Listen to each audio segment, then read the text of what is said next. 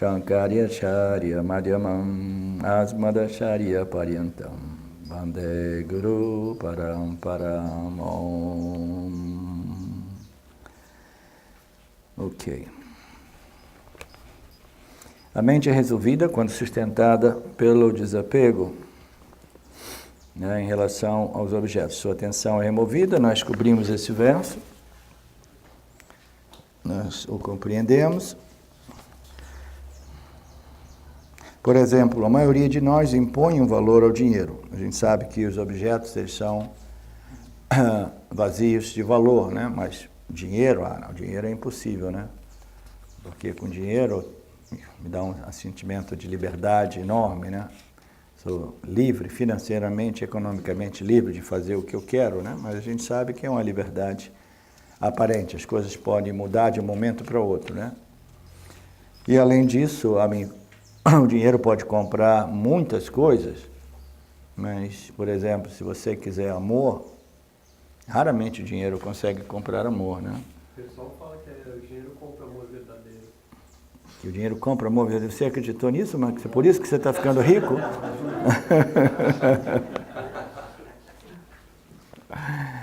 Entendeu? O dinheiro não pode comprar amor. Não pode comprar um amigo, né? Ele pode comprar outro tipo de objetos. Então, é muito limitado o que você pode ver com dinheiro. A maioria de nós impõe um valor ao dinheiro que ele não possui. Nós imaginamos que ter uma grande quantia de dinheiro nos tornará seguros e, portanto, felizes. Portanto, a equação dinheiro é igual a felicidade, é uma imposição popular que fornece motivo para muito do que acontece no mundo. Então tem muita ganância, injustiça, né, no mundo, baseado nesse mal entendido de que dinheiro é sinônimo de felicidade. Quantas pessoas nós sabemos que são multimilionários ou bilionários e são deprimidos e eles cometem até mesmo suicídio, alguns deles, né? Coisa mais comum a gente ver que dinheiro não é sinônimo de felicidade. Então felicidade é uma outra coisa. Então, como a gente faz para ser feliz? Então, felicidade tem uma expressão popular brasileira, que eu gosto de dizer, né, que se aplica um pouco, muito embora não seja precisa. Assim, a felicidade não está no dinheiro, não está nos objetos. A felicidade é um estado de espírito, né? É um estado de espírito no sentido que depende da qualidade do seu ser, da purificação, do seu intelecto, da sua mente, né? Então, quando você purifica a sua construção corpo-mente, o seu instrumento primário de experiência, né, aí sim você pode ser feliz, independentemente das circunstâncias, né? Porque sua mente desenvolveu uma certa capacidade de lidar com aquilo que a vida te oferece, né, de modo positivo, de modo grato, de modo, né, saudável. Tem uma expressão brasileira também que diz assim, já que eu não posso haver tudo aquilo que eu amo tudo aquilo que tenho, né? Então, por que não amar tudo aquilo que nós temos e querer somente aquilo que nós temos? Isso, aquilo eu não quero. Se eu não tenho, eu não quero, né? Resolve o problema.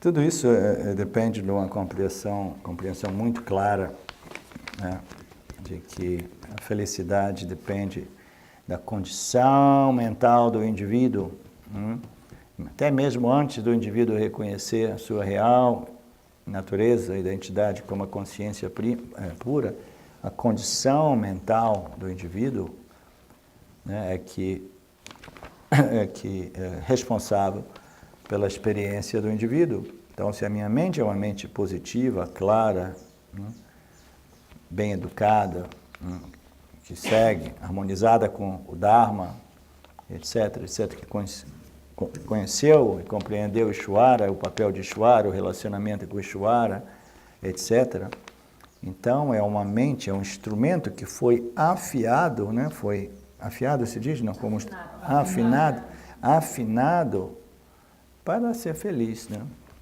Para viver em harmonia e ser feliz, né? Então, depende da qualidade, né, da nossa mente. Então, se a gente quer ser feliz, em vez de ficar... Porque correr atrás de objetos, ele, em vez de afinar o instrumento, ele desafina o instrumento, né? Se essa minha felicidade depende do afinar esse instrumento primário de experiência, que é a minha construção mental e intelectual, se eu fico estressando, correndo atrás de objetos absolutamente irrelevantes, inúteis, não genuínos para a minha segurança e satisfação, etc, etc, entendeu? Eu estou desafinando o meu instrumento, eu estou perturbando, né, agitando, estressando, criando ansiedade, pânico, medo, desejos excessivos, não genuínos, etc. Então, eu estou invalidando ou impossibilitando qualquer possibilidade de felicidade, porque eu estou negligenciando o meu instrumento primário para ser feliz, que é a minha construção mental e intelectual. Então, se a gente quer ser feliz em dualidade, esquecendo a questão do autoconhecimento, se a gente quer ser feliz em Mitya, pelo menos, que a gente viva, né, com esse espírito do Karma Yoga, né, sobre a compreensão do que é Dharma, o que é Karma, e das leis que governam nossas experiências e nossos relacionamentos com o campo, etc, etc.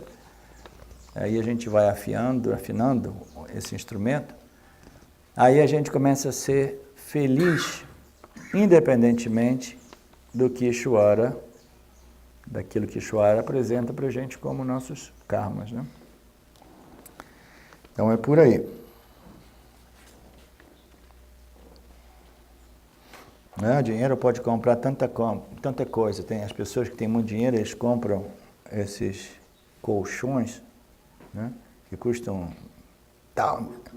fortunas e fortunas, tantos $1000, coisa mais, né? Então, o dinheiro pode comprar um colchão maravilhoso, mas você acha que o dinheiro pode comprar uma boa noite de sono? Se a mente está, dançada, como a gente diria, né, na gíria, se ela está perturbada, se ela está danejada porque a constante, né, exercício inapropriado da mente conduz a uma condição irreversível de dano mental. Eu vi isso acontecer com uma pessoa na minha família, entendeu? Que ele foi negligenciando o seu instrumento primário de experiência, né? Suprimindo e reprimindo todos os conflitos mentais, emocionais da vida dele, né? E aí vai começando os primeiros sintomas de grave doença mental, é quando você começa a sofrer aquele famoso, conhecido nos dias de hoje como panic attack, né? O síndrome do pânico. Quando você começa a sofrer os primeiros ansiedades, síndrome do pânico já é um alarme enorme, entendeu? Que a sua construção mental, intelectual está danejada a níveis muito sérios, né? E se a gente continua a utilizar esse instrumento de modo estúpido, idiótico, ignorante, correndo atrás, se estressando, passando por todas essas condições insultantes, né? De me dê isso, eu preciso disso, eu preciso daquilo, brigando, lutando, né? Para obter as coisas. Aí a gente acaba, às vezes, danejando a mente de modo irreversível. Danificando seria a expressão mais correta. Danejando existe? Danificando. Danejando não existe? Naga, te contar uma coisa. Peraí, eu quero resolver. Danejando existe ou só italiano? Então, danejando é italiano. Você inventa várias palavras em português. A gente deixa passar porque a gente entende tudo. Sim, não, mas... Eu não invento, são palavras em italiano que são parecidas. Eu agradeço a sua correção. Danejando faz sentido porque está causando um dano. Mas a expressão que a gente utiliza é danificando. Danejando. Então agora a gente conhece o danejando. O danejando é mais bonito que danificando. A gente aprende palavras novas com vocês. Estamos aprendendo um pouco de italiano. Vocabulário novo. São as minhas vassanas italianas. Importante é o sentido, né? É que a gente entende, você claramente. Ok, danificando. Mas eu acho danejando mais bonitinho, não? Em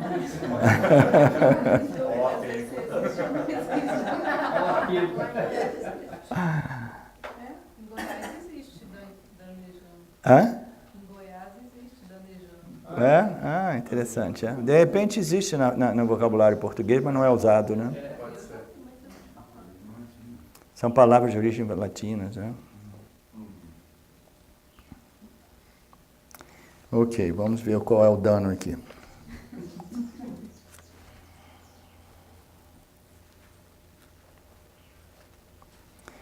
Naturalmente, o dinheiro também possui um valor, né? Na Índia, as pessoas têm um respeito por prosperidade, dinheiro, etc., entendeu? Porque é a condição mais básica, né, é o desejo, a busca mais fundamental da experiência humana. A gente precisa de um mínimo de segurança, né? Um mínimo de prosperidade. A gente precisa de um teto, um plano de saúde, possivelmente, que não seja o INPS, né? Chama ainda INPS ou? INAMPS? SUS, o SUS. Eu levei minha esposa, quando eu morei com ela em São Francisco, eu falei, vamos lá no SUS. Ela levou um susto, cara, quando chegou lá, para fazer o exame de sangue. Mas antigamente era Mas é um INPS. susto mesmo. Era o INPS, no meu tempo era o INPS, né? INPS. Além agora eu sei porque que ela quis voltar. Agora eu sei porque que ela quis voltar. Aí você pegou pesado pra Silvia. No sítio, levando ela pro susto. Ok. O dinheiro, não existe problema com dinheiro. O dinheiro é um instrumento de troca, né? Se a gente tem de herança, a gente não precisa queimar para aquecer a casa de inverno, né? A gente pode distribuir um pouco e reter um pouco que talvez nos sirva, entendeu? Certo? É um instrumento de troca. Não é que o problema seja o dinheiro. O dinheiro pode causar muito problema porque ele é um símbolo de poder, de fama, de prestígio, de segurança. Todo mundo quer dinheiro, né? Eu não sei o que as pessoas gostam mais, sexo ou dinheiro. O que você acha, Fábio? É uma dobradinha, né? É bem pessoal. É dobradinha, né? Eu posso dizer por mim. Não por todos. É dinheiro, sexo e comida, né? Essas vassas mais fortes, né? Com certeza. Café?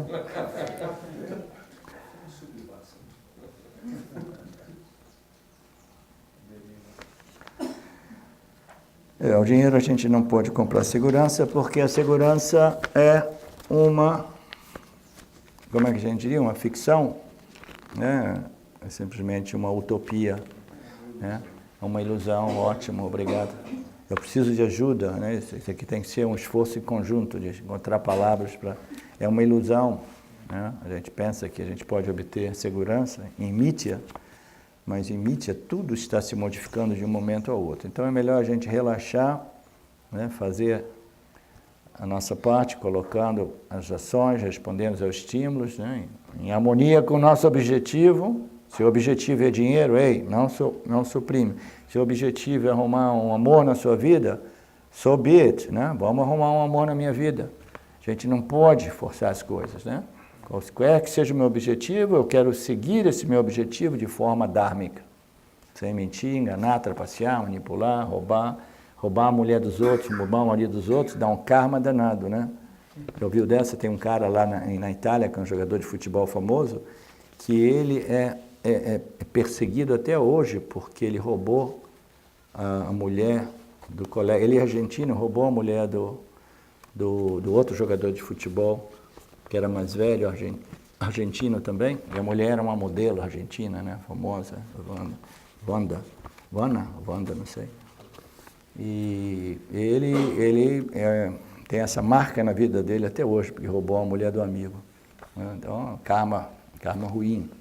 Então a gente tem que buscar os nossos desejos, né? Perseguir os nossos desejos, mas de forma dármica, sem roubar a mulher dos outros.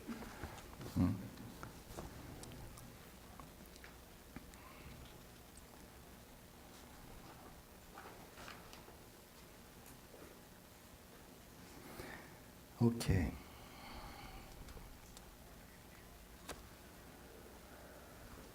Claro que o mundo está cheio de objetos e incontáveis imposições. Negar todos eles, um a um, né? Nós estamos falando da discriminação entre os objetos que são vazios de valor, né? Fundamentalmente. Eles existem, eles servem um certo propósito, não existe nada de negativo, mas a gente jamais deve crer que eu posso me completar ou chegar à plenitude através da obtenção desses objetos. Por quê?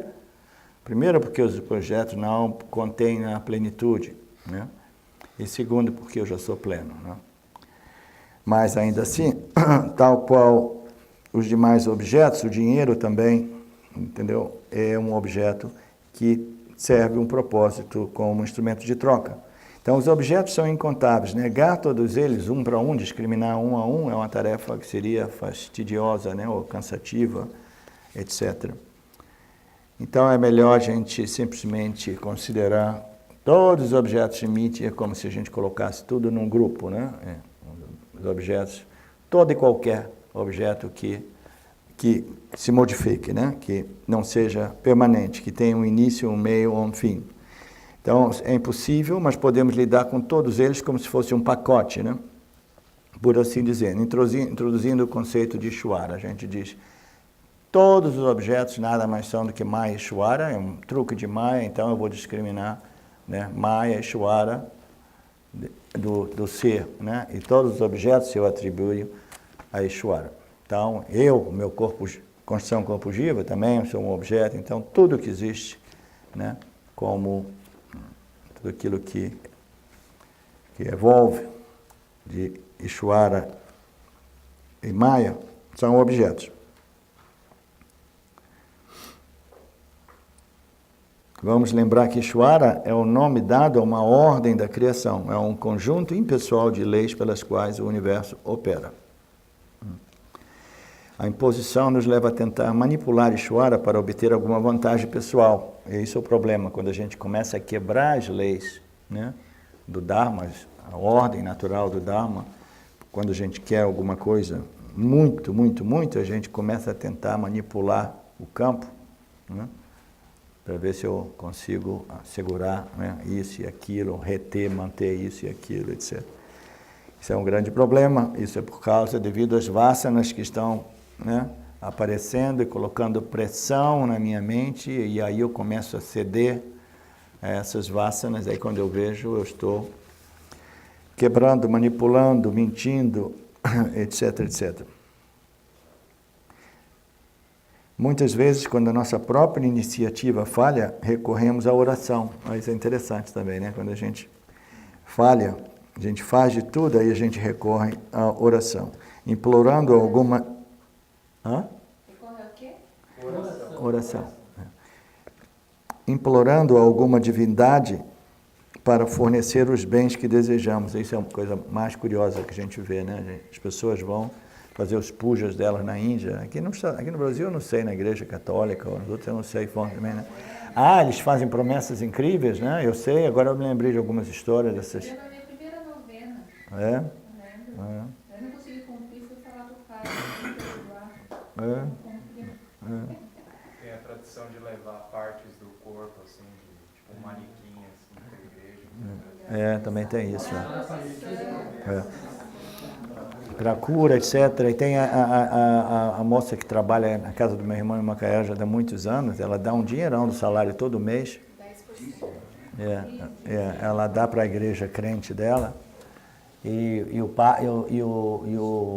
pastor diz, ok, não, você me dá isso e isso que eu vou arrumar um marido para você. Ela tá, a desesperação dela é arrumar um marido, porque o sonho da vida dela, a realização dela é arrumar um marido. O marido dela deixou ela muitos anos atrás, com 2 filhos. Ela deve estar com uns 50 anos, mais ou menos. E o sonho dela é arrumar um marido, em vez de morrer solteirona. Então, ela é disposta a dar dinheiro para esses pastores que prometem a ela um marido, entendeu? Então, rola isso aqui também, né? E, de repente, de modo ainda muito mais adármico, lá na Índia, não é bem assim. Você não dá dinheiro a ninguém, você simplesmente faz seus rituais, seus pujas, etc, etc. É você e o seu deity, né? Divindade, deidade. Divindade. Você e sua divindade, você faz suas orações, suas preces, os rituais, né? Que os livros védicos propõem, e tudo bem. Aí, naturalmente, você faz uma pequena doação aqui e ali no seu ashram, né? No ashram mais perto, no templo mais perto, onde você faz os seus pujas, ali um pouquinho, mas é pouca coisa. Mas eu não penso que chegue a esses extremos de... As pessoas deixam a chave do carro no altar. Os piores objetos são os de desejo sutil. Esse não tem preço para ele. Ele deixa a chave da BMW. Que seria um pedaço, um terreninho no céu, né? Uau! Você era pastor? Você tem um jeitão, ó. Eu conheço. Hã? Mas ele não fazia essas coisas, não.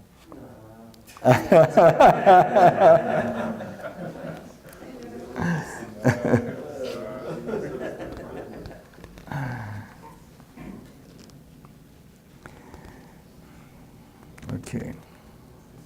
Se resolvermos nossa mente fazendo as pazes com Ishvara, né? Integrando Ishvara na grande, né? Big picture, né?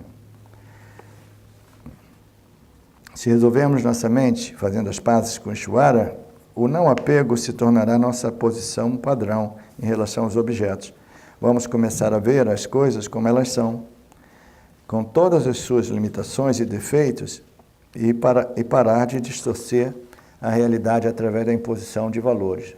Primeira coisa, a gente faz as pazes com Ishvara, a gente compreende que todos os objetos pertencem a Ishvara, né? Ele cria, ele projeta esses objetos, ele apresenta os objetos para a gente, segundo os nossos karmas, a gente não tem controle.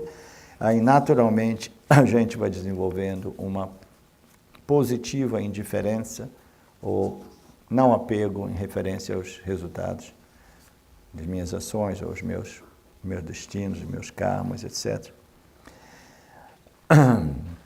E a gente começa a parar de impor valores aos objetos que, na verdade, são vazios de valores. Para parar de nos preparar para o sofrimento, vamos parar de nos preparar para o sofrimento. Que estranha essa frase, ó. Vamos parar de nos preparar para o sofrimento por buscar nossa segurança no mundo em constante mudança. É um pouco estranha essa frase. Vamos parar de nos preparar para o sofrimento e buscar, ou ao buscar, Preocupar com a ansiedade, às vezes. vamos parar de nos preocupar para o sofrimento. Preparar para o sofrimento. Ok. Como sofrimento? Quer dizer que a gente não deve buscar por segurança no mundo em constante mudança. Vamos parar de... A gente para de tomar ações que fazem a gente sofrer, né? Vamos parar de produzir sofrimento, né, através de nossas ações, por buscando, né, segurança num mundo que é impossível encontrar segurança. O mundo não produz segurança. A única segurança é que a gente quer segurança no mundo, aqui embaixo. Então a gente está simplesmente exercitando a nossa capacidade de produzir sofrimento psicológico. É isso que significa. O verso 13, colocar os órgãos de percepção e ação em seus respectivos lugares e depois retirá-los de seus respectivos objetos é chamado de autocontrole.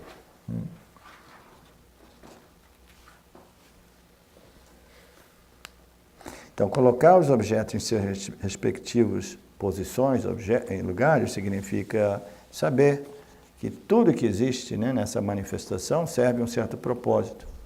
Mas a gente não pode sobrepor valores que não existem aos objetos, né? Os objetos, existem valores objetivos em relação aos objetos. Eles têm um nome, uma forma, uma propriedade, e a gente aqui e ali a gente vai descobrindo propósitos utilitários para os objetos, né? Então, a gente colocar os órgãos de percepção e ação em seus respectivos lugares significa compreender que ela deve contatar os objetos, né, tanto os órgãos de ação como de percepção, sem a sobrepor valores inexistentes aos objetos. E retirá-los de seus respectivos objetos é chamado de autocontrole. Então, é de novo o mesmo conceito de desconectar e conectar. Vamos ver o que significa bem esse verso que eu não estou lembrado. Chama é um processo reflexivo no qual os objetos são despojados de valores. Assim, o conceito do chama. A gente reflete até a gente compreender que os objetos são vazios de valores. E não existem aqueles valores falsos que a ignorância projeta sobre eles, né? Chama esse reflexo, né, de observação de que os objetos inerentemente não possuem valor ou felicidade, essa constante contemplação, né, fortalece o desapego em uma mente madura, em que é um tanto quanto estabelecido. Fortalece o não apego em uma mente madura, em que é um tanto quanto estabelecido. Em que chama é relativamente estabelecido, penso que seja isso.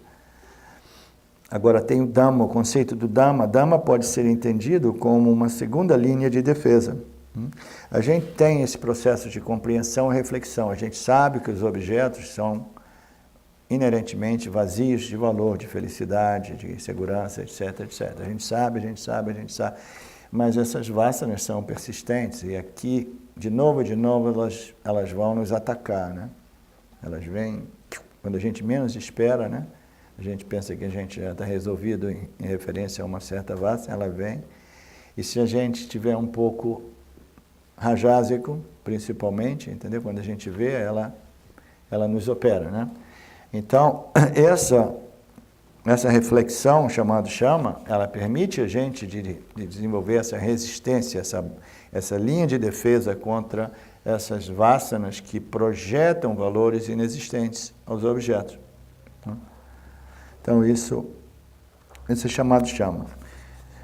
Dhamma é uma outra palavra sânscrita, é entendida como uma segunda linha de defesa. Eu já compreendi e refleti, eu sei que não existe nenhum valor nesse objeto, etc, etc, mas quando eu vejo, no momento que eu menos espero, eu me encontro, né, invadido pelas vasanas. A minha primeira linha de defesa falhou, que é a minha compreensão, reflexão, etc, etc. Mas agora, no momento de distração, a minha clareza mental era um pouco assim, né, vacilada, e veio uma vasana, e quando eu vejo, estou escravo dessa vasana. Dhamma é aquela força de vontade, né, the willpower, uma segunda linha de defesa. A primeira é a compreensão. Depois, quando a compreensão falha, aí você tem que vir com Dhamma. Dhamma é compreendido como uma segunda linha de defesa, né? Lida com essas situações que escaparam ao alcance do chama. Entendido esse ponto? Eventos e emoções podem vir sobre nós rapidamente, às vezes muito rápido, para permitir que chama seja aplicado em tempo. A gente não lembra, não, eu já tinha determinado que não existe plenitude em correr atrás para obter isso, mas agora quando eu vejo, eu estou, né?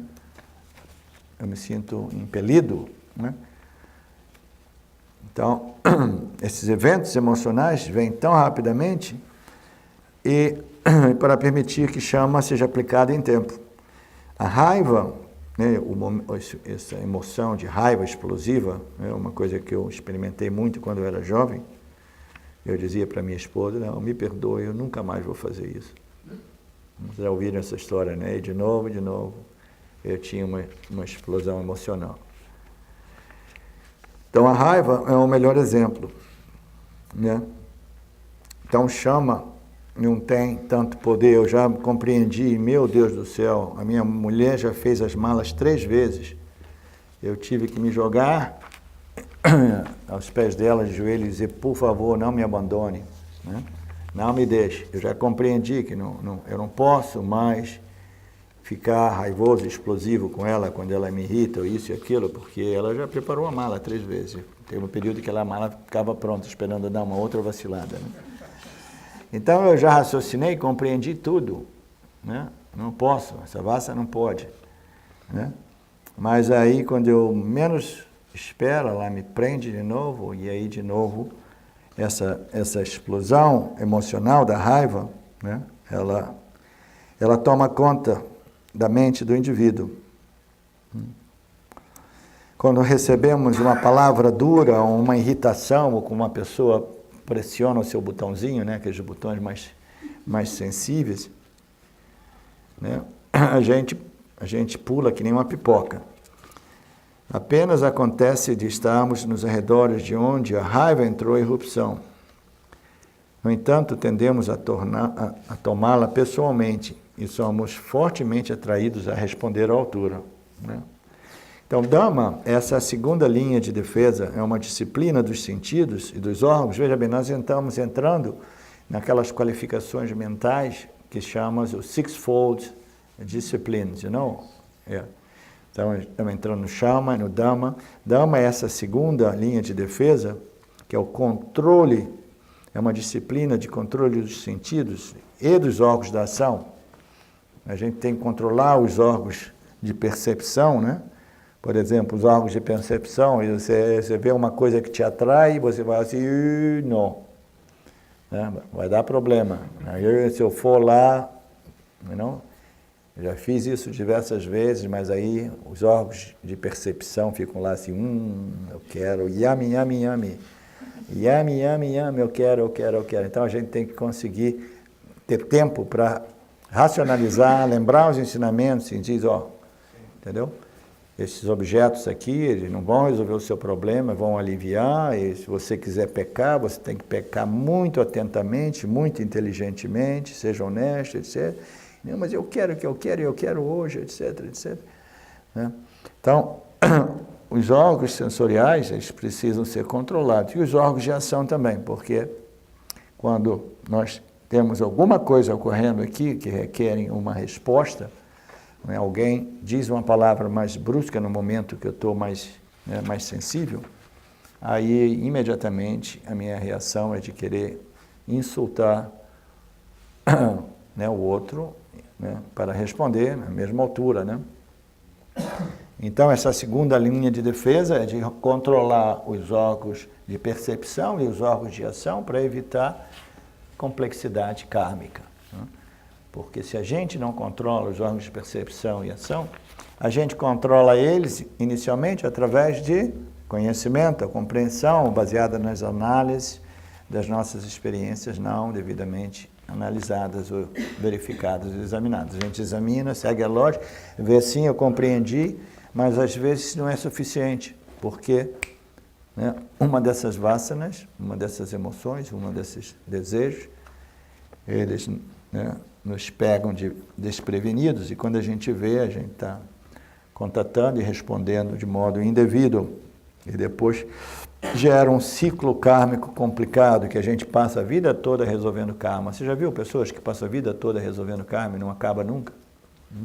Vida toda resolvendo karma, um desperdício de uma vida, né?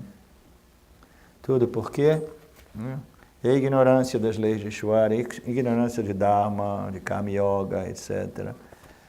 E aí a gente responde indevidamente, inapropriadamente, né? Numa tempística errada também, etc. Por isso que é sempre bom a gente colocar um freio automático. A primeira coisa é comprar um desses sistemas de freio automático. Quando algum impulso forte emocional ocorre aqui, entendeu? A primeira coisa é colocar o freio automático. Aí dá uma freada legal, aí você espera 24 horas antes de responder aquela situação. 24 minutos às vezes é mais do que suficiente, mas às vezes 24 horas são necessárias quando a coisa é realmente séria, né? Te agita por dentro assim. Então tem que esperar muitas horas, etc, etc. A gente dá uma freada, espera o quê? Espera a mente se recompor e se restabelecer com uma clareza mental, né, predominada por Sattva. Aí, somente então eu tenho a capacidade de discriminar, aí eu posso dizer, filho da puta, aquele cara, entendeu? Mas eu falo só para mim, eu não falo isso para ele, né? Eu falo. Falando só mentalmente não gera. Não, se você mantém só para você, você evita muito problemas. É melhor você nem falar. É melhor você pensar assim, ó, é tudo Eixuara. Né? Aí você pensa, você espera a sua mente se recompor, aí você analisa, aí você decide, ok, eu vou tratar ele como Eixuara. Vou levar flores e amor, vou bater na porta dele, etc, etc. Ou você pode pensar assim, ok, eu vou atacar ele. Você pode pensar também, vou atacar. Tá? E quando eu ataco, eu quero atacar realmente para dar uma bendada. Pá! No meio do olho, aprenda uma lição. O que você fez é uma violação de Dharma, entendeu? Eu não estou emocionalmente envolvido, mas toma essa, pum!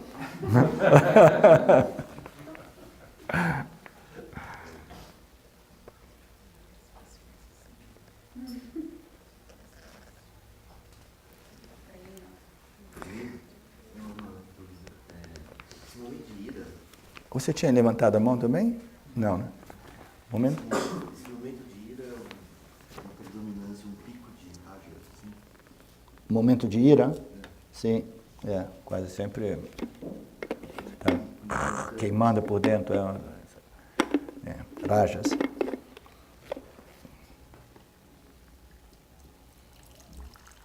Coloca um véu também, né?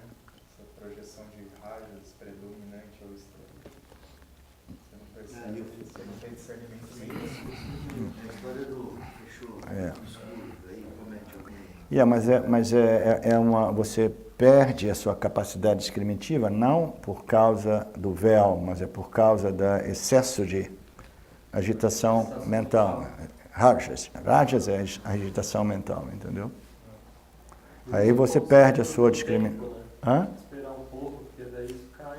Você falou 24 horas, 24 minutos. Você tem que dar um tempo até você perceber que você já não está emocionalmente envolvido. Você se recompôs e agora você pode analisar a situação de modo objetivo em vez de subjetivamente, entendeu? Agora eu já não estou envolvido, essa aqui é uma situação de Eixuara, é dentro do campo, entendeu? E eu tenho que responder. Aí a gente tem 3 possibilidades. É de não responder, né? Da não ação, absolutamente não ação. Ou a gente pode agir, né? De um certo modo, né? Dizendo, vamos resolver isso com a paz, isso e aquilo, isso aqui, entendeu? Vamos resolver esse karma de modo pacífico, etc. Eu tenho apreciação, amor por você, eu considero, eu aprecio, etc. Ou você pode dizer assim, não, entendeu? Vou confrontar você e vou realmente chamar para briga, mas sem estar emocionalmente envolvido. Esse é o ponto, entendeu? De modo objetivo. Quando Krishna dizia para Arjuna, levanta e luta, ele estava fornecendo todo o conhecimento para que ele lutasse de modo objetivo, não emocionalmente envolvido, entendeu? E o Arjuna estava emocionalmente envolvido. A gente quer lutar quando a gente está emocionalmente envolvido, raiva, né? Eu vou luto. Mas mesmo quando a gente está muito envolvido emocionalmente, a gente luta de modo ineficaz. A gente vê nessas lutas, né? Como a gente chama essas artes marciais da pessoa, né? Os melhores, os melhores são cool, né? Estão centrados, estão não emocionalmente envolvidos, né? Então essa era a proposta de Krishna, né? Levanta e lute para restabelecer o Dharma. Naga, isso acontece não só na raiva, né? Também no prazer, assim. Eu tenho um desejo muito forte, também tem essa questão da reação de você também esperar 24 horas, né? Também, naturalmente. Mas qualquer vassa, né? Qualquer vassa, quando ela é muito forte, quando ela é... Compulsão. Quando ela é compulsiva e quando ela é vinculativa, né? É aquela que é arraigada, né? Que constantemente se manifesta, né? E aí a gente sabe que nós somos escravos desses desejos, nós não somos os mestres desses desejos. Então a gente tem que colocar aquele freio automático e recompor a mente toda vez que esse tsunami, né, de essas vassanas chegam. Você recompõe a mente e depois, quando a mente está recomposta, você discrimina, né? Começa a analisar a situação, lembra das últimas vezes e vê no que deu, né? Conectando os pontos, analisando, né? Causa e efeito, causa e efeito, causa e efeito, né? Analisando se é realmente um desejo genuíno, dármico, né? Moderado, etc. Então, para qualquer tipo de vassana vinculativa, compulsiva, a gente tem que estar preparado, porque o melhor modo de controlar a mente, né? Controlar todos esses aspectos humanos que respondem aos estímulos do campo, né? Os órgãos sensoriais, as nossas ações, as nossas verbalizações, de controlar tudo isso, o melhor modo de controlar a mente é através do conhecimento. Porque o conhecimento estabelece a mente, entendeu? Numa condição naturalmente de despaixão, de equanimidade. Porque o conhecimento de Ishvara e o conhecimento final do ser estabelece a mente numa condição que ela, emocionalmente, ela já não é mais, como se diz, reacionária? Reativa, obrigado, reativa. Então, mas antes que essa mente tenha desenvolvido essa força mental, emocional, que é mais comum nos yanis firmemente estabelecidos, etc., antes que a mente seja estabelecida desse modo, a gente tem que exercitar, né, o nosso controle, principalmente através da contemplação e constante reflexão sistemática de todos os ensinamentos que revelam para a gente o fato de que nada em Mithya possui um valor intrínseco, né? A segurança intrínseca, etc, etc. Mas como as vassanas são profundamente arraigadas, elas vão constantemente, desafiar o nosso conhecimento. E aí nesses momentos, a gente tem que usar essa segunda linha de defesa, que é chamada willpower, força de vontade, entendeu? Um freio assim, não vou. Uma segunda linha de defesa. Nessas situações de confronto, quando a gente está emocionalmente envolvido, a gente faz muita sobreposição, né? Quando você está mais controlado mentalmente, geralmente você, se precisar atacar, vai ser mais objetivamente relativo àquilo que precisa ser apontado como provas inadequado. Fica mais impessoal. E de alguma maneira, quando você é atacado, se você não pessoaliza tanto, tudo bem, você só vai reagir onde for necessário. Exatamente. Você é mais focado, você é mais to the point, porque a gente projeta coisas. Às vezes as pessoas dizem uma coisa para você e você imagina que o outro está falando outra coisa. Aí se você já está irritado com o outro, isso a gente vê muito em relacionamentos de casal, né? Aí você já está irritado, uma coisa e a outra. Um fala, um mal entendido aqui, tudo projeção. Não, você disse isso. Não, eu não disse isso, eu disse aquilo. Você que disse isso. Aí aquela vez, já me traz já veio o inventário. 1900 bolinhas. Já aproveita e traz uma lista. Aí que a gente vê como é que a nossa memória é boa, né?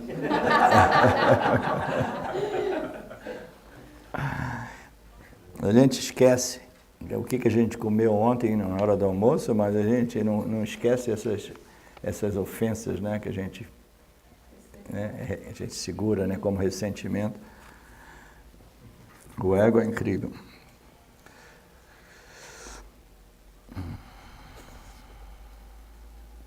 Ok. Isso aqui é legal.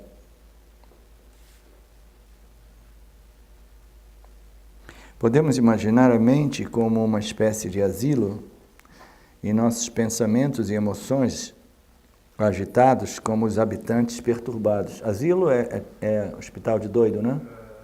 Não, de idosos. Teria que ser hospício. Mas aqui, Manicômio. mas aqui asilo se refere à casa de doido.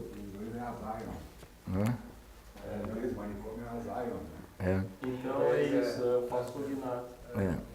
Podemos imaginar a mente como uma espécie de asilo e nossos pensamentos e emoções agitados como os habitantes perturbados. Então imagina uma casa de doido, a mente como uma espécie de uma casa de doido e os pensamentos e emoções agitados como os habitantes, todos doidos, né? Querendo pular o muro, querendo criar confusão, as pessoas tomam injeção nos caras para manter eles tamásicos, né? Ao máximo. Então chama, a primeira linha de defesa, né? Chama é a psicóloga que resolve os problemas dos habitantes por meio de análise, etc. Ei, não vamos fazer isso, não vamos fazer aquilo, etc. Aqueles grupos, né? Dentro das casas de doido, eles fazem grupos de psicologia, tentando, né? Primeira linha de defesa, de proteção da dama é o guarda da portaria, alerta, que restringe à força os habitantes que tentam sair, mas ainda não estão aptos para reentrar na sociedade. Então, eles têm que colocar a força, né, os guardas, para impor, né, as regras do asilo, do manicômio, porque senão todo doido diz que não é doido. A gente sabe disso, né? Todo doido diz, eu doido? Você está doido? Eu estou pronto para sair. Então, a analogia pode parecer um pouco extrema, porque não somos loucos, a gente diria, né? Nós dizemos a nós mesmos, que exageração, nós não somos doidos, né? Mas a aparência de sanidade que muitos de nós apresentam depende em grande parte do exercício de Dhamma. Onde chama de Dhamma? Se a gente toma um vinho a mais ou uma pinga a mais, é aí que a gente vê o quanto sano ou insano a gente é, né? A gente diz vino veritar, né? Mas a aparência de sanidade que muitos de nós apresentam depende, grande parte, do exercício de Dhamma, desse controle, né? Não, eu não posso pirar aqui porque as pessoas vão ver. Que é o arbítrio, em vez de chama, que é a análise e a compreensão. Então, o que é a loucura? Todas as pessoas loucas, quando eles voltam para a sociedade, eles passaram desse nível de loucura a esse aqui, que é o aceitável, dentro das normas, né, de comportamentos sociais. Mas apenas eles passam um pouquinho para o outro lado, aí eles já começam a dar uma aspiradinha, surtar aqui e ali, etc. Então, essa linha da loucura, muitas vezes, isso não é exageração, é um passo para lá, um passo para cá, ou a gente está de um lado ou do outro, né? O verso 14. Não dependência de objetos externos pelo ego, ou ausência do meu, é o parati. Não dependência de objetos externos. Objetividade para todas as dores, sem ansiedade, reclamação ou tentativa de vingança, é chamado titiksha. Então a gente está falando de dois outros tipos de disciplinas, qualidades, disciplinares do ego.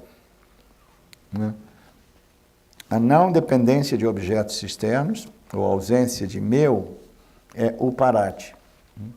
Então essa ausência desse sentido de eu e meu, né? Essa ausência de dependência nos objetos é uma qualificação, uma qualidade mental altamente elevada, né? É quando o ego já começa a perceber, a se resolver em Ishvara, e o indivíduo começa a pensar, ok, aqui na verdade tudo pertence somente a Ishvara, entendeu? A gente não tem controle, eu participo, eu contribuo, eu influencio o meu destino através das minhas ações, mas a melhor linha de ação aqui é simplesmente, né, consagrar as minhas ações a Ishvara e aceitar o que a vida me manda com essa atitude de resignação, de amor, de gratidão, etc, etc. Então, essa não dependência, né, aquilo que eu quero, aquilo que eu não quero, e a ausência desse sentido de eu e meu, né, é chamado o parati. E a objetividade para todas as dores e ansiedades. O que significa objetividade? É aquilo que nós falávamos antes aqui, né? Que quando a gente tem uma dor emocional é mais difícil, né, objetivar e discriminar, né, eu e esse objeto chamado sofrimento, porque às vezes o sofrimento ele perturba a mente e compromete a nossa capacidade discriminativa. Então a objetividade em referência às dores, sem ansiedade, né, existem dores, os sofrimentos, etc, etc, sem ansiedade, sem reclamação, ou tentativa de vingança, né? Tentativa de vingança, a gente, quando é em relação a uma outra pessoa, a gente, tudo bem, né?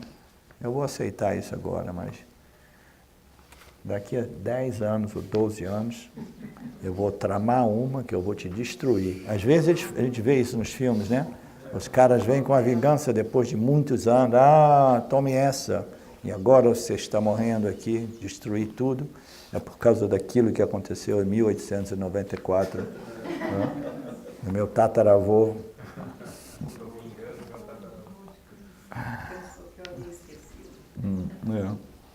Então, objetividade em relação às dores, sem ansiedade. Você vê a dor, você vê o sofrimento, você vê o desconforto, etc., etc., é chamado de tiksha, né?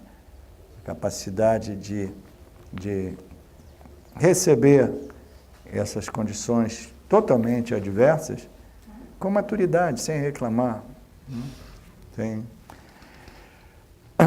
ansiedade.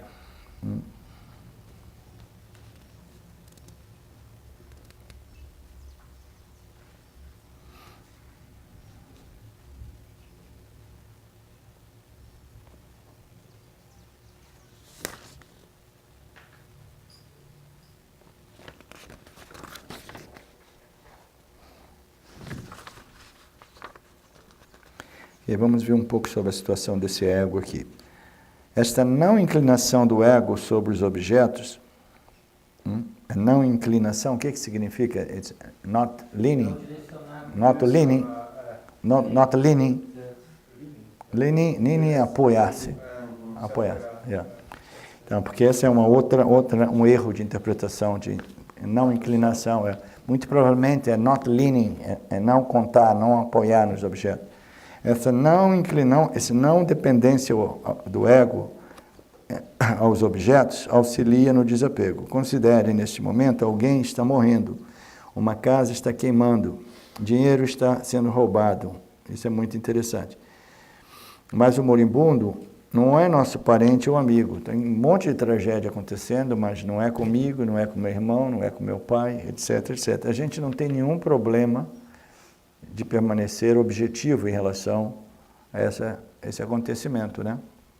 A gente vê aquilo de modo objetivo. A casa do meu vizinho está queimando, né? O cara ali faliu, né? O marido daquela ali morreu.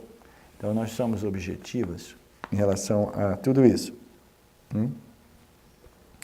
A gente percebe tudo isso de modo objetivo e sem perturbação.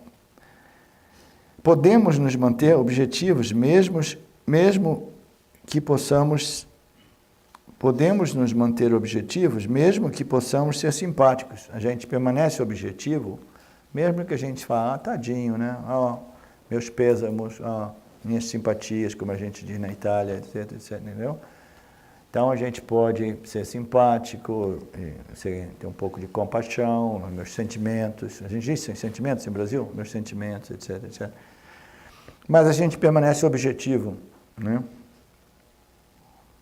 Mas, uma vez que assumimos a propriedade de qualquer coisa, quando é propriedade nossa, eu e meu, né? Meu, o ego, nos tornamos ligados a esse objeto de modo subjetivo, né? O bem-estar alheio se torna nosso bem-estar. E nós sofremos de acordo com o destino desses objetos possuídos.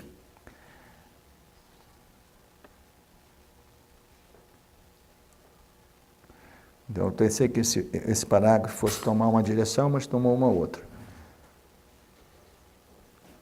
O dinheiro não sai do nosso bolso. Mas o moribundo, aparentemente, a casa, o dinheiro sai do nosso... a gente permanece objetivo, etc., porque o dinheiro não sai do nosso bolso, a tragédia não ocorreu para nós, é isso mesmo. Então não estamos perturbados, a gente não se perturba porque ocorreu para os outros, mas quando eu estou envolvido subjetivamente por causa desse sentido do eu e meu, então a situação é diferente, né? Quando o ego nega a propriedade, ele perde sua forma, por assim dizer. Sua forma depende da consciência que se identifica com os objetos e diz meu, né? Quando essa identificação cessa, o ego entra em colapso, né? Essa é uma linguagem um pouco figurativa, né?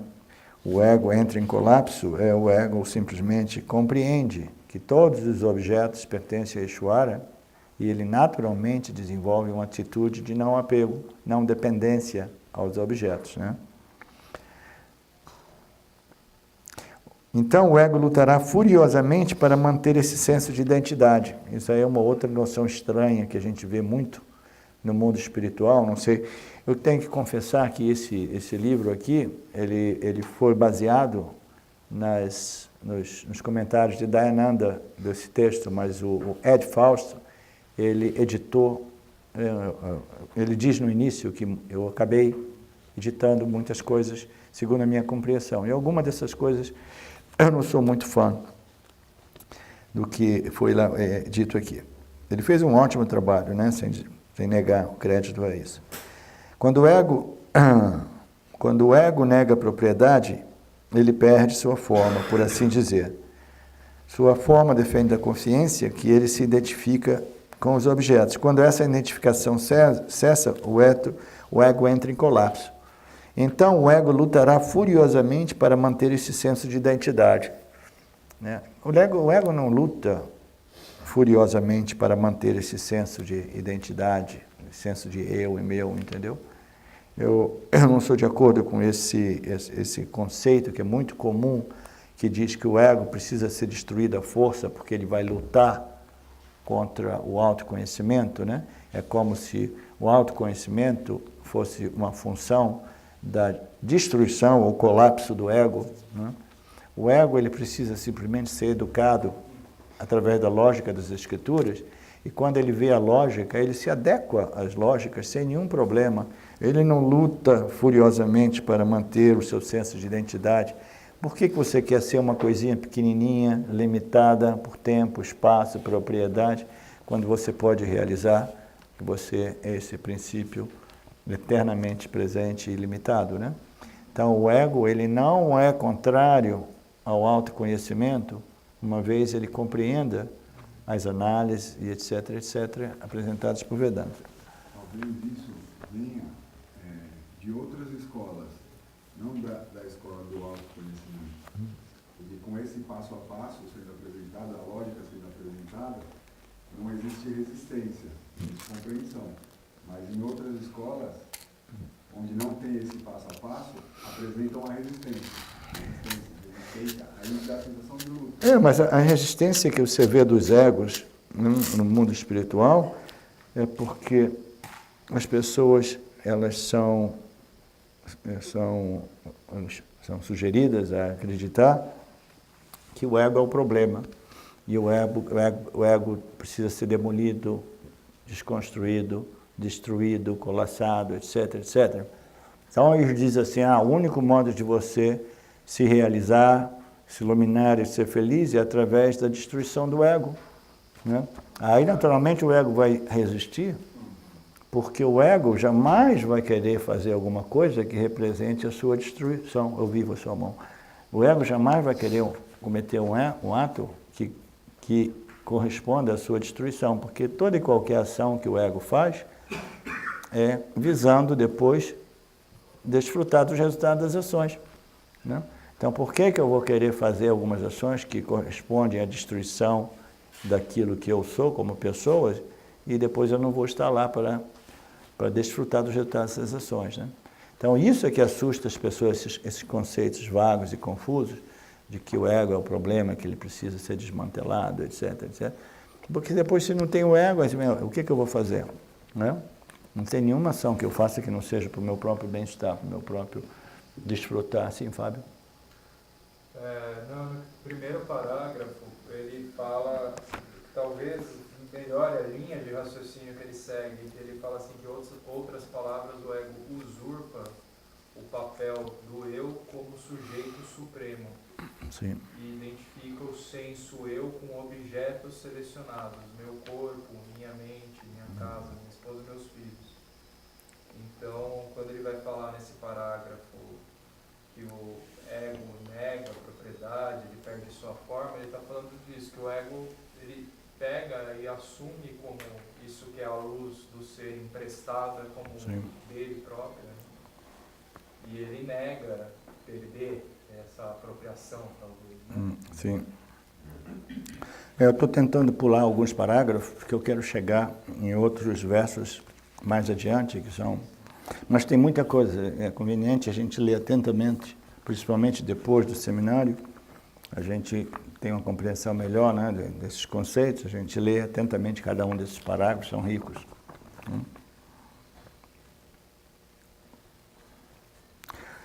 A não inclinação do ego é estabelecida através da discriminação e reforçada pelo não apego. Devemos nos recordar continuamente, não possuímos nada, tudo pertence a Ishvara. Isso é um dado de fato que a gente precisa fazer paz com isso, fazer as pazes. Fazer as pazes com esse fato. Né? Nada aqui pertence ao Jiva. Você lembra de Alexander the Great, quando ele morreu, ele pediu para fazer um caixão. Você lembra dele? Da história dele? Né? Faz um caixão, um caixão particular grande, com 2 buracos, 2 espaços abertos, para que meus braços ficarem fora do caixão. Aí eu quero que os médicos, né, na época os curandeiros ou aqueles que forem, sejam as pessoas, os melhores médicos do meu império, eles vão levando o meu caixão. Tudo simbolismo, né? Aí eu quero que todas as minhas riquezas sejam colocadas pela estrada daqui até, né, o cemitério, ou o local onde meu corpo vai ser disposto. Disposto se diz? Composto. Não, disposto, ou buried, ou buchado. Deixado, depositado. Depositado, sepultado é uma palavra boa. Eu não sei se queimavam o corpo ali ou se sepultavam, mas deixa para lá. Crema. E aí ele dizia, então os médicos, toda a riqueza, né, pela estrada até o local do meu sepultamento. E eu quero que vocês mantenham minhas mãos do lado de fora abertas, assim. Isso ele antes de morrer, olha que cara legal, né? Eu gosto dessas pessoas que fazem uns planos interessantes, né? Que nem o Osho Rajneesh, né? Não, quando eu morrer você faz isso, faz aquilo com o meu corpo, etc, etc. Dá as instruções legais, né? Tem tantos sages na Índia que davam instruções e faziam piadas, etc, etc, com os discípulos, né? Vocês ouviram falar dessas piadas também? Muito interessantes. Né? O senso de humor do Yanni, né, é uma coisa muito comum. Mas, anyhow, o Alexander, ele disse para o cara fazer isso, aí perguntaram, mas por quê? Ele falou assim, não, eu quero que os médicos me levem, porque eu quero mandar uma mensagem para todo mundo, que nem mesmo os melhores physicians, né, os médicos, a ciência mais avançada, né, eu sou tão rico, né, nenhum desses médicos, physicians, etc., podem evitar a mortalidade, né? A mortalidade do indivíduo é inevitável. Então, eu sou impotente, the Great Alexander, sou impotente diante da mortalidade. Então, toda a minha riqueza aqui, para ver que, no final das contas, tudo isso pertence a Ishvara e permanece aqui com Ishvara. Nada disso pode ser levado com a gente. E minhas mãos abertas do lado de fora para dizer para ele que nem uma moedinha de ouro eu consigo levar comigo, porque falta energia vital para manter qualquer coisa comigo, entendeu? Os egípcios acreditavam que podia levar. Os egípcios acreditavam que podia levar. Essa é uma ótima. Então esse seria um tema para o nosso próximo satsang.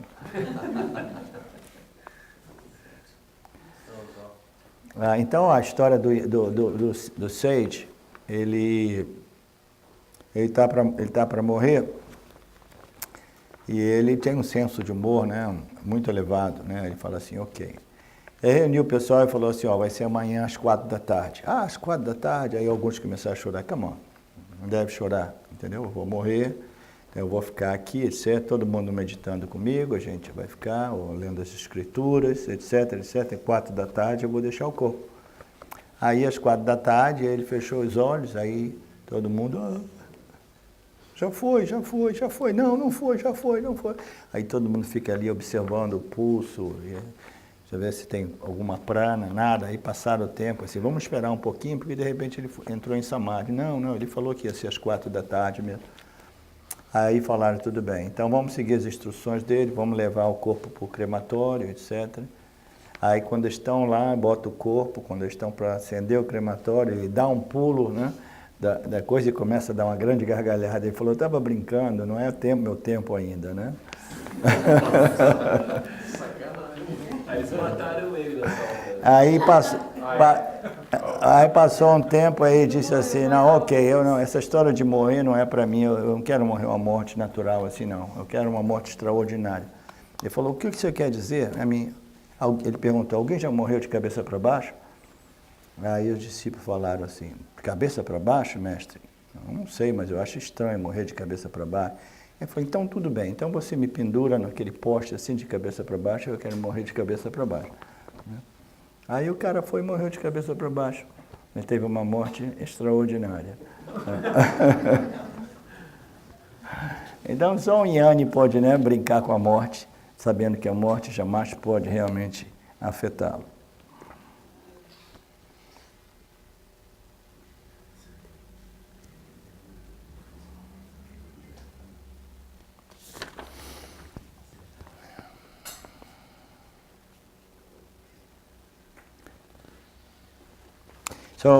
Tudo pertence a Ishvara, mas isso não significa que devemos cultivar um senso de irresponsabilidade. Somos submetidos ao que podemos chamar de obrigações de custódia para com os bens e as pessoas colocadas sobre nossos cuidados, né? O Dharma, né? Os nossos papéis sociais, né?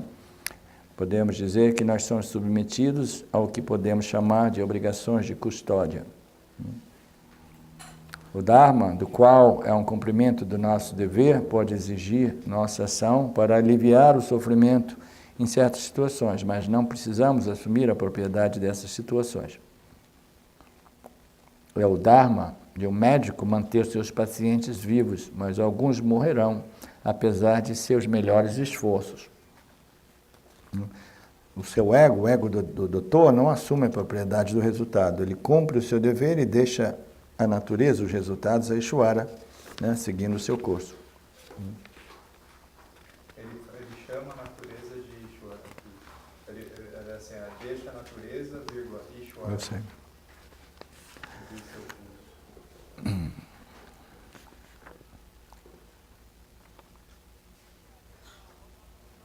O sofrimento corporal e mental é inevitável. O corpo adoecerá, a mente ficará triste.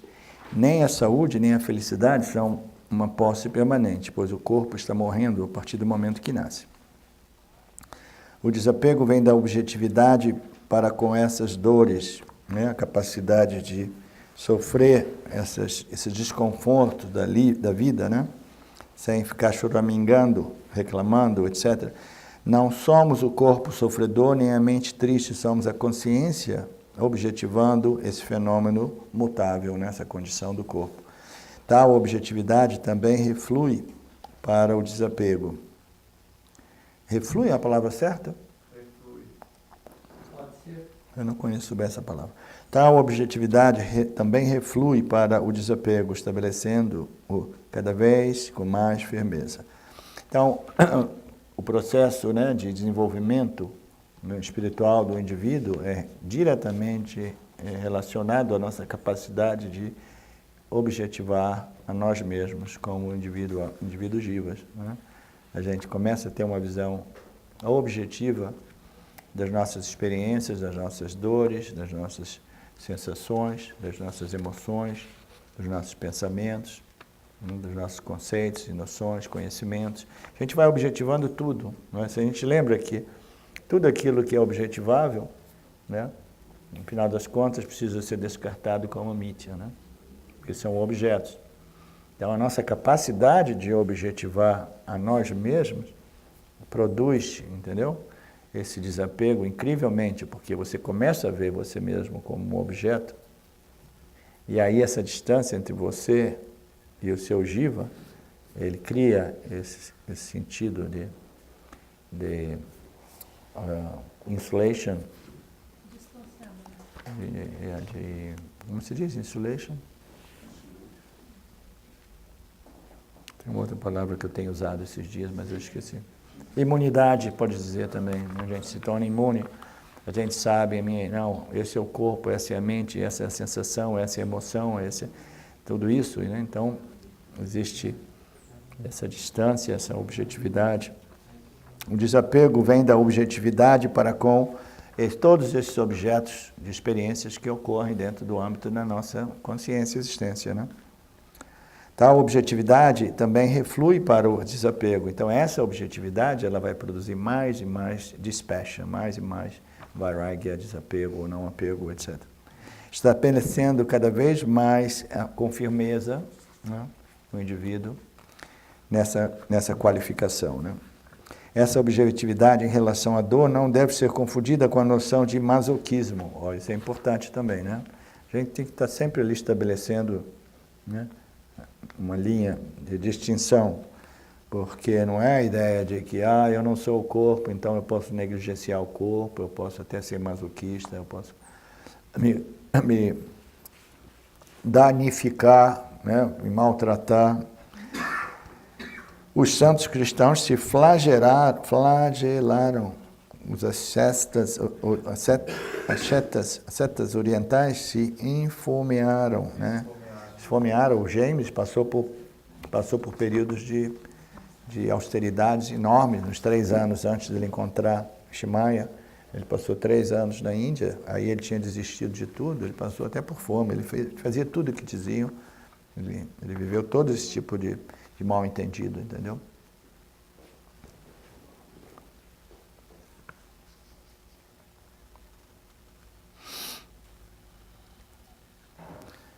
E as histórias fantásticas de penitências autoimpostas de todas as tradições religiosas. A objetividade discutida aqui é aceitar a dor que não pode ser evitada.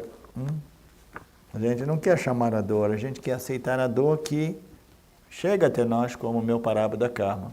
A gente não tem controle sobre essa dor, mas a gente não pode ficar, não, eu sou Ishvara e eu sei que eu mereço isso. You know? Não, aí a gente está querendo, we're trying to play Ishvara, a gente está tentando, né, jogar, fazer o jogo de eu sou Ishvara, eu determino, né, a minha experiência.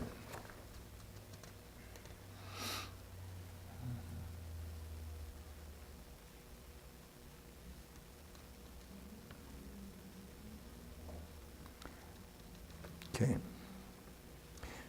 Por fim, a tendência de buscar vingança pelo sofrimento que nos foi infligido deve ser repelida. Olho por olho pode ser uma receita aceitável para a justiça sob a lei, mas o investimento emocional no retorno do sofrimento pelo sofrimento causado não é compatível com a busca da libertação da ignorância. Esse sentimento de vingança é uma demonstração de que nós somos emocionalmente ainda imaturos, né? Então, é uma declaração mesmo, né? Olho por olho, você não pode dizer, não, o cara fez isso e isso, eu vou revidar no mesmo nível, e ao mesmo tempo dizer, mas eu sou altamente espiritualizado, etc. Eu sou um guru, etc. Aquilo. Não.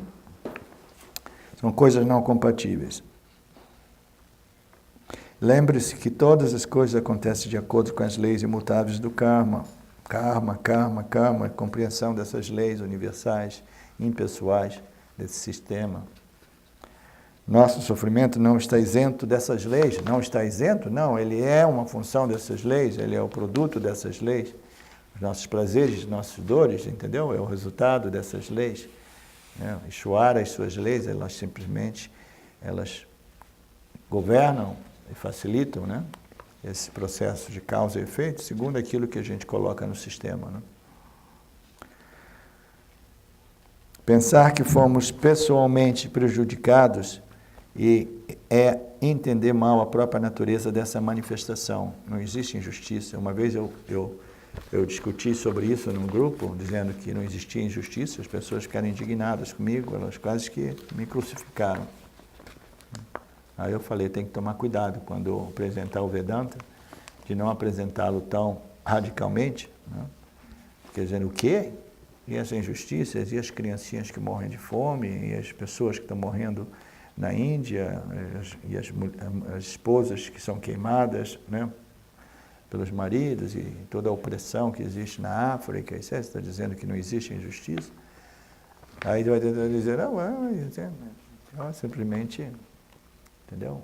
Era o karma do indivíduo, né? É um sistema, Ishvara compreende esse sistema melhor do que todos nós juntos, né? Se ocorre para a gente um certo tipo de circunstância dolorosa, difícil, né, significa que eu preciso exaurir ou esgotar esse karma, né? Entendeu? Uma criancinha também, a dor de uma criancinha, ninguém sabe o que essa criancinha fez ou foi. Porque ela nasceu numa favela lá favela famosa do Rio de Janeiro, da Rocinha, né? Aí ela tinha que virar criminoso. Mas você pensa que é por chance que ela nasceu na favela da Rocinha, em vez de nascer numa família, entendeu?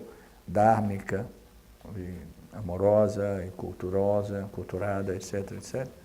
Não, cada um recebe o nascimento segundo essas leis meritórias, entendeu? E aí a gente tem que ter cuidado de explicar isso para as pessoas que não querem ouvir essas coisas, que estão muito longe de compreenderem essas coisas, porque elas te acusam de ser extremista, indiferente, frio, indiferente às dores alheias. A sua espiritualidade não vale nada, porque você só pode ser espiritual se você tiver um impacto e fizer a diferença, e ajudar os pobres, e salvar essas almas, e etc, etc. Naturalmente, a gente pode fazer aquilo que é em harmonia com a nossa natureza, né? Se a minha natureza é ser uma ativista social, que eu seja um ativista social, né? Mas se minha natureza é ser um Jnani, é ser um contemplador, um vedantino, eu deixo os serviços sociais às pessoas cujas naturezas são ativistas sociais, entendeu? Cada um vai seguir a sua natureza secundária. Natureza aparente, eu me refiro. A natureza, muitas vezes a gente fala natureza, é natureza aqui. Quando eu falo natureza no outro contexto, é a natureza secundária, né? A natureza do Jiva. Nossa, sim, professor. Falam em karma coletivo, karma familiar, como esse nexo aí de causalidade em relação ao karma individual? O karma é totalmente entrelaçado, né? Por exemplo, todos vocês são meu karma. Aí eu tenho que definir aqui se vocês são meu punya karma ou vocês são meu papa karma. Eu considero vocês meu punya karma, entendeu? Então, ao mesmo tempo, eu sou o karma de vocês. Então, cabe a vocês achar, não, esse é um punya karma ou um papa karma. Então, tudo aqui é entrelaçado, tudo, né? Coletivamente, a cidade de Joanópolis, entendeu? Lá, do ponto de vista kármico, ela está recebendo essas energias de conhecimento do Vedanta que estão chegando aqui através do Orquestra do Silêncio, Rustin, etc. Né? Então, isso aí é um mérito kármico a ponto coletivo de uma cidadezinha pequena de 8 mil habitantes, entendeu? Que naturalmente tem um certo impacto de um modo ou de outro, né? Então a gente vai, de todo modo, tudo impacta tudo. Então qual é o karma do soldado quando ele está no campo de batalha e ele está matando as pessoas? Qual é o karma dele? Ele é considerado um assassino? Cumpriu o dharma dele. Cumpriu o dharma dele. Todo aquele karma ali vai para a nação. Se a nação forçou o cara a lutar por uma guerra não genuína, entendeu? uma guerra não fundada no restabelecimento do Dharma, mas uma guerra fundada na minha ganância de posicionamento, porque eu quero controlar a região e me apoderar de alguns recursos naturais, etc, etc. Aí o indivíduo está livre do karma, mas ele vai ter que lidar com o karma coletivo da nação, porque agora, por exemplo, todo mundo odeia a América, né? A próxima coisa que pode acontecer é, mais cedo ou mais tarde, o ódio contra os Estados Unidos é tão grande que mais cedo ou mais tarde alguém vai conseguir atacar os Estados Unidos. A defesa lá é muito bem, né, posicionada, etc. Então, o soldado, usando esse exemplo, do ponto de vista do karma individual dele, ele não tem nenhum karma referente a todas aquelas pessoas que ele matou. Mas a nação, de repente, vai ter que lidar com o karma, se aquelas ações não foram para o restabelecimento do Dharma. Pode ter, né, porque tem os crimes de guerra também. Pode ter. O soldado, quando ele está combatendo o inimigo, de fato, que é postulado para ele como inimigo, ok. Mas tem os crimes de guerra. As pessoas que estão na guerra e estupram as mulheres. Mas isso é um outro assunto, Fábio. Esse é um outro assunto, Fábio. Não, sim. Mas é sempre. É individual.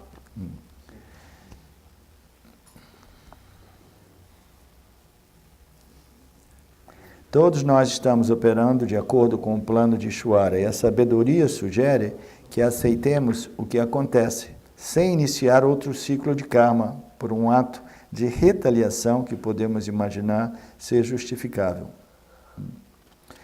Se buscarmos vingança, o sofrimento gerará mais sofrimento. Se suportarmos nossas dores com desapego, elas se esgostarão e permaneceremos em paz.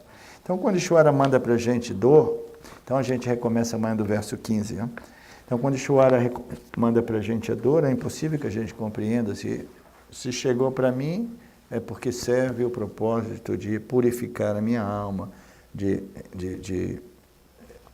esgotar o burn, exaurir, né, os meus karmas. Quando a gente está em débito, a gente precisa pagar o nosso débito, né?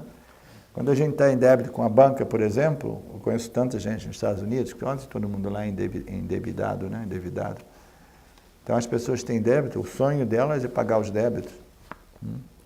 Então se a gente tem débito kármico, a gente diz assim, sim, Ishvara, tudo bem, tem que sofrer, vamos lá, manda cá, vamos nessa, vamos viver essas dores, porque elas, inevitavelmente, elas servem o propósito de purificar essa alma aqui. Né?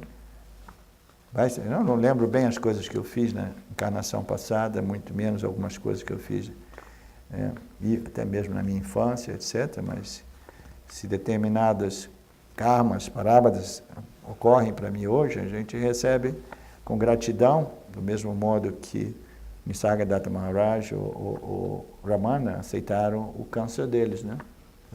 Tudo bem. Então, se veio para mim é porque pertence a mim, serve um propósito. Então, a gente tem somente a compreensão de tudo isso, né? De karma, dharma, etc., permite que o indivíduo, por isso que Karma Yoga é o grande preparador, purificador da mente do indivíduo. Através de tudo isso, a gente pode desenvolver todas essas qualificações mentais. E depois a gente tem que usar a segunda linha de defesa, que é levanta a espada e luta, né? A força de vontade, willpower.